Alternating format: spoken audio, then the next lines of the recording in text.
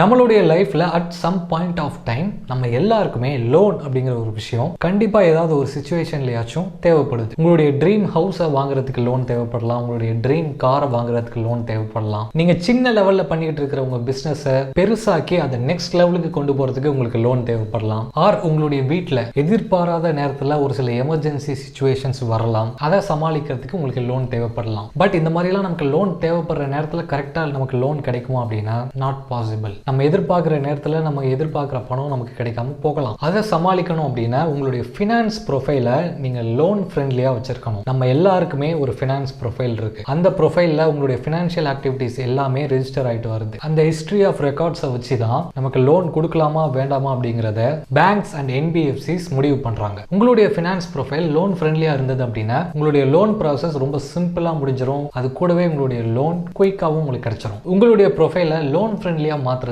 நான் ஒரு சில ஸ்டெப்ஸை இந்த வீடியோவில் ஷேர் பண்ண போகிறேன். அதை நீங்கள் ஃபாலோ பண்ணாலே போதும். First step, have good banking habits. நீங்கள் எந்த லெண்டர் கிட்ட போய் லோன் அப்ளை பண்ணாலும் அவங்க உங்களுடைய பேங்க் அக்கௌண்ட் ஸ்டேட்மெண்ட்ஸ் எல்லாத்தையுமே அனலைஸ் பண்ணி பார்ப்பாங்க. உங்களுடைய பேங்கிங் ஹேபிட்ஸ் எப்படி இருக்கு, அதாவது நீங்கள் எவ்வளவு செலவு பண்ணுறீங்க, உங்களுடைய டெபிட் கார்ட்ஸை எதுக்கு அதிகமாக யூஸ் பண்ணுறீங்க, உங்களுடைய கிரெடிட் கார்ட்ஸை எதுக்கு அதிகமாக யூஸ் பண்ணுறீங்க, இப்படி உங்கள் பேங்க் அக்கௌண்ட் ஸ்டேட்மெண்ட்டில் இருக்கிற விஷயங்களை வச்சே உங்கள் லைஃப் ஸ்டைல் எப்படி இருக்கும் அப்படிங்கிறத அவங்க ட்ரேஸ் பண்ணிடுவாங்க. இதை வச்சே உங்களுக்கு லோன் கொடுக்கலாமா வேண்டாமா அப்படிங்கிறதையும் அவங்க டிசைட் பண்ணுவாங்க. ஃபார் எக்ஸாம்பிள், இப்போ நீங்க ஒரு ஹோம் லோனுக்கு அப்ளை பண்ணிருக்கீங்கன்னு வைங்க. அப்போ உங்களுடைய பேங்க் அக்கவுண்ட் ஸ்டேட்மெண்ட்ல ஒவ்வொரு மாசமும் ஒரு டீசென்ட்டான பேலன்ஸ், விச் மீன்ஸ் நீங்க அந்த ஹோம் லோன் இஎம்ஐயை கட்டுற அளவுக்கான பணம் உங்களுடைய பேங்க் அக்கவுண்ட்ல மாசம் மாசம் சஃபிஷியண்டா இருக்கா அப்படிங்கறதெல்லாம் பார்ப்பாங்க. அதே மாதிரி பவுன்ஸ்டு செக் சம்பந்தமான கேசஸ் எதுவுமே உங்களுடைய பேங்க் ஹிஸ்டரியில இருக்கக்கூடாது. That's a bad sign for lenders.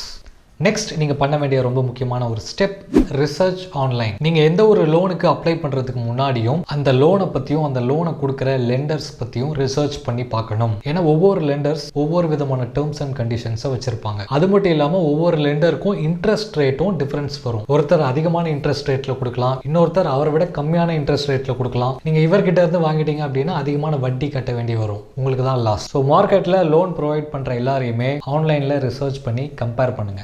உங்களுடைய ப்ரொஃபைலை லோன் ஃப்ரெண்ட்லியாக வச்சுக்கிறதுக்காக நீங்கள் பண்ண வேண்டிய ரொம்ப ரொம்ப முக்கியமான ஒரு ஸ்டெப், மெயின்டைன் ஏ குட் கிரெடிட் ஸ்கோர். ஏன்னா உங்களுடைய கிரெடிட் ஸ்கோர் தான் உங்களுடைய கிரெடிட் வொர்த்தினஸை ரெப்ரசன்ட் பண்ணுது. அதாவது உங்களை நம்பி கடன் கொடுக்கலாமா வேண்டாமா அப்படிங்கிறத முடிவு பண்ணுறதுக்கான கீ ஃபேக்டரே அந்த கிரெடிட் ஸ்கோர் தான். ஸோ ஒரு டீசென்டான கிரெடிட் ஸ்கோர் மெயின்டைன் பண்ணுறத உங்களுடைய நோக்கமாக வச்சுக்கோங்க. ஜென்ரலாக கிரெடிட் ஸ்கோர் 700+ இருந்தாலே அதை ஒரு நல்ல கிரெடிட் ஸ்கோராக தான் லெண்டர்ஸ் வந்து பார்க்குறாங்க. பட் இருந்தாலும் கிரெடிட் ஸ்கோர் 750+ இருக்கும்போது உங்களுக்கு நிறைய ஆடட் அட்வான்டேஜஸ் கிடைக்கும். உங்களுடைய லோன் அப்ரூவல் ப்ராசஸ் சீக்கிரமா நடக்கிறதுக்கான சான்சஸ் ரொம்ப அதிகம். உங்களுடைய ப்ரொஃபைலை லெண்டர்ஸ் எவாலுவேட் பண்ணும்போது அவங்க பார்க்குற மோஸ்ட் இம்பார்ட்டன்ட் கிரைட்டீரியா இந்த credit score, especially unsecured loans. For example personal loans. Personal லோன்ஸ்க்கு நீங்க எதையும் அடமானம்லாம் வைக்க போறது கிடையாது. லெண்டர்ஸ் வெறும் உங்க மேல இருக்கிற நம்பிக்கையில மட்டும் தான் பணம் கொடுக்குறாங்க. ஸோ அவங்களுக்குலாம் உங்களுடைய கிரெடிட் ஸ்கோர் தான் அவங்களுக்கு ஒரு கேரண்டி கொடுக்கக்கூடிய ஒரு விஷயம். உங்களுடைய கிரெடிட் ஸ்கோர் ரொம்ப அதிகமா இருந்தது அப்படின்னா லெண்டர்ஸ் உங்களுடைய ப்ரொஃபைலை ஒரு லோ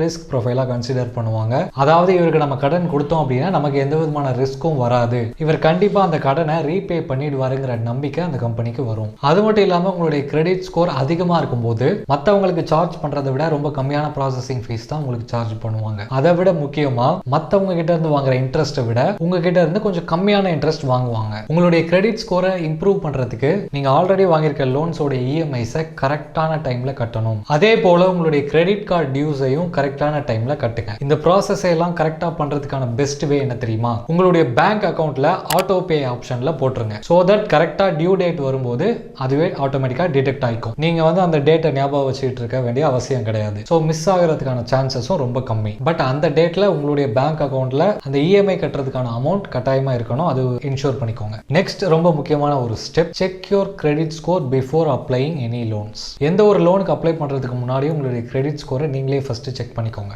நீங்க வந்து நினைச்சிட்டு இருக்கலாம் என்னுடைய கிரெடிட் ஸ்கோர் வந்து நல்லா தான்ப்பா இருக்கு, நான் எல்லாத்தையும் கரெக்டாக தான் வந்து பே பண்ணியிருக்கேன் அப்படின்னு நீங்க நினைச்சிட்டு இருக்கலாம். பட் உங்களுக்கே தெரியாம நீங்க ஏதாவது ஒரு கிரெடிட் கார்டு பேமெண்ட்டை கட்டாம இருக்கலாம். For example multiple credit cards use பண்ணும்போது இந்த மாதிரி நடக்கிறதுக்கு நிறையவே சான்சஸ் இருக்கு. அதே மாதிரி வெறும் மினிமம் டியூ அமௌண்ட் மட்டும் கட்டிட்டு ஃபுல் பில் கட்டிட்ட மாதிரி நினைச்சிட்டு இருக்கலாம். இந்த மாதிரியான விஷயங்கள் எல்லாமே உங்களுடைய கிரெடிட் ஸ்கோரை அஃபெக்ட் பண்ணும். உங்களுடைய கிரெடிட் ஸ்கோர் கம்மியா இருக்கிறது தெரியாம நீங்க வேற ஒரு புது லோனுக்கு அப்ளை பண்ணி அது ரிஜெக்ட் ஆச்சு அப்படின்னா அதுவும் உங்களுடைய கிரெடிட் ஸ்கோரை இம்பாக்ட் பண்ணும். இது எல்லாத்துக்கும் மேலே எல்லாருடைய கிரெடிட் ஸ்கோரும் கரெக்டாக இருக்கும்னு சொல்ல முடியாது. ஒரு சிலருடைய கிரெடிட் ஸ்கோரில் ஏதாவது ஒரு சின்ன எரர் இருக்கலாம். அந்த மாதிரி ஏதாவது எரர்ஸ் இருந்தது அப்படின்னா, ஃபார் எக்ஸாம்பிள் உங்களுடைய சிபில் ஸ்கோரில் ஏதாவது ஒரு எரர் இருந்தது அப்படின்னா நீங்கள் வந்து அதுக்கு டிஸ்பியூட் பண்ணலாம். அவங்க அதை திரும்ப ஒரு தடவை வெரிஃபை பண்ணி ரீகன்ஃபார்ம் பண்ணுவாங்க. எனக்கு இந்த விஷயம் பர்சனலாகவே நடந்தது. என்னுடைய கிரெடிட் ஹிஸ்ட்ரியில் எக்ஸ்ட்ராவாக நான் வாங்காத ஒரு கிரெடிட் கார்டு இருந்தது. அதை பற்றி நான் டிஸ்பியூட் பண்ணதும் அதை வந்து அவங்க வெரிஃபை பண்ணி ரிமூவ் பண்ணிட்டாங்க. ஸோ இந்த மாதிரியான எரர்ஸ் உங்களுக்கும் நடக்கிறதுக்கு சான்சஸ் இருக்குது. ஸோ இது எல்லாத்தையுமே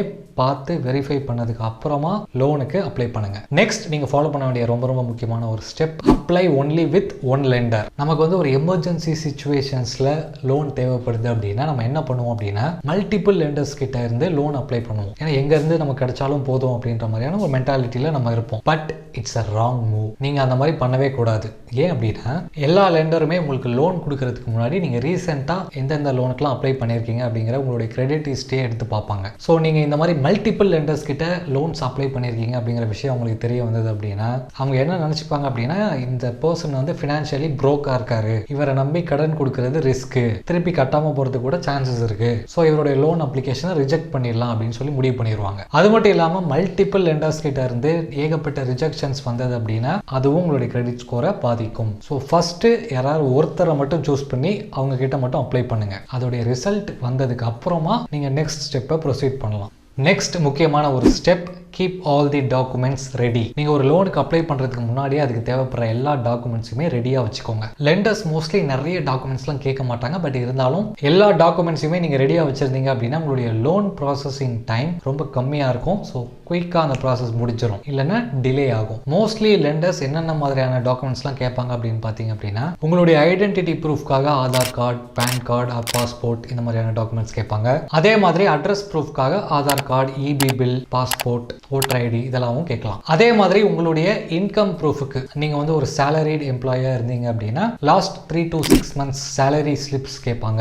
ஆர் நீங்க ஒரு செல்ஃப் எம்ப்ளாய்டா இருந்தீங்க அப்படின்னா உங்களுடைய இன்கம் டேக்ஸ் ரிட்டர்ன்ஸ் கேட்பாங்க. அது நீங்க ஒரு ப்ரொஃபஷனலான ஒரு சார்ட்டர்ட் அக்கௌண்டன்ட் மூலமா நீங்க வந்து ரெடி பண்ணிக்கலாம். நீங்க ஒரு பிசினஸ் லோனுக்கு அப்ளை பண்ணும்போது உங்க கம்பெனியோட balance sheet, profit and loss statement இந்த மாதிரி எல்லாம் கூட கேட்கலாம். இது எல்லாத்தையுமே ரெடியா வச்சுக்கோங்க. அடுத்ததா ரொம்ப ரொம்ப முக்கியமான ஒரு ஸ்டெப், ப்ரொவைட் அக்யூரேட் இன்ஃபர்மேஷன். உண்மையை மட்டும் சொல்லுங்க. அது உங்களுடைய பர்சனல் டீடைல்ஸ் சம்மந்தமாக இருந்தாலும் சரி, இன்கம் டீடைல்ஸ் சம்மந்தமாக இருந்தாலும் சரி, நீங்கள் உண்மையை மட்டும் சொன்னீங்க அப்படின்னா உங்களுடைய லோன் ப்ராசஸ் ஸ்மூத்தாக போகும். உங்களுடைய லோன் அப்ரூவலோ எந்த விதமான ப்ராப்ளமும் இல்லாமல் குயிக்காக முடியும். ஃபார் எக்ஸாம்பிள் இப்போ உங்களுக்கு மல்டிபிள் ஸ்ட்ரீம்ஸ் ஆஃப் இன்கம் இருக்குது அப்படின்னா அந்த சோர்சஸ்க்கான ப்ரூஃபையும் உங்களுடைய லோன் அப்ளிகேஷனோட சப்மிட் பண்ணுங்க. இதையெல்லாம் பார்க்கும்போது உங்களுடைய லெண்டருக்கு இவருக்கு ஒரு நல்ல லோன் ரீபேமெண்ட் கெப்பாசிட்டி இருக்குது அப்படிங்கிற ஒரு கான்ஃபிடன்ஸ் வரும். பட் உங்கள் லெண்டர் கிட்ட நீங்கள் உண்மையாக இல்லாமல் ஒரு சில விஷயங்களை மறைச்சி பொய் சொல்லி ஃபேக் டாக்குமெண்ட்ஸ் ஏதாவது கிரியேட் பண்ணி லோன் அப்ளிகேஷன்லாம் அப்ளை பண்ணும்போது நீங்கள் மாட்டிக்கிறதுக்கான சான்சஸ் ரொம்பவே அதிகமாக இருக்குது. அவங்க ஈஸியாக கண்டுபிடிச்சிருவாங்க. அப்புறம் ப்ராப்ளம் உங்களுக்கு தான். இந்த வீடியோவில் நான் சொன்ன விஷயங்கள் எல்லாமே உங்களுக்கு ரொம்பவே யூஸ்ஃபுல்லாக இருந்திருக்கும்னு நான் நம்புகிறேன். நான் மறுபடியும் வேற ஒரு யூஸ்ஃபுல்லான வீடியோவோட உங்களை பார்க்குறேன். Until then, bye from Maddie.